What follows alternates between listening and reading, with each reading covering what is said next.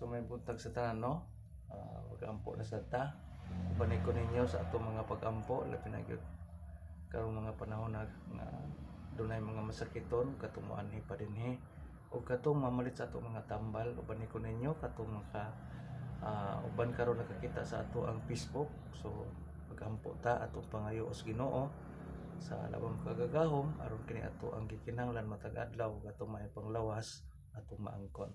So dangani ko ninyo ato mga ikutan suga sa ato ang pagtuo uban kanato uban sa gitudlo ni Ginoong Jesucristo kanato unsa ang pag-ampo Dios Ama Ama namo gitudlo nato sudugan ni ko sa ngalan sa Ama sa Diyos ng Espiritu Santo.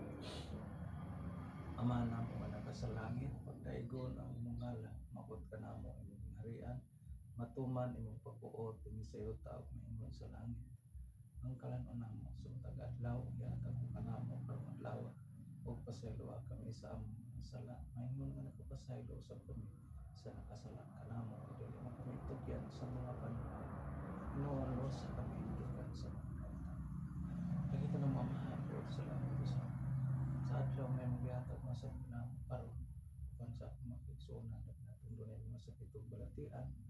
Pagtuloy sila Ginoo, asa sila maadto ug asa sila magpatawad. Ug labi na gid usab sa mga tawo nga niduol kanato. Aywa ang taon ang ilang mga pagtatag sa kabalatian. Ug kini akong gibuhat Lord, ko lang akong magatuman kung sa man ang imong kabubuton. Minaw ta og Ginoo nga di ako pagpanambat kanila imong ayuhon ang ilang mga sakit ug balatian. Katagan mo kami sa adlaw-adlaw na nasa grasya sa among ginahanglan pagpanaw na sayo.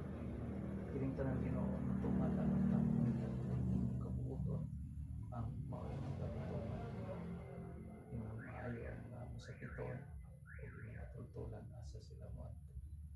Ginoo, salamat kayo sa tanan gihatag kanako usab sa imong pagkalam sa akong kinabuhi uban sa akong makigsuonan na nagampuan kanato ang Lord nga sila tanan imong matabangan katagan sa imong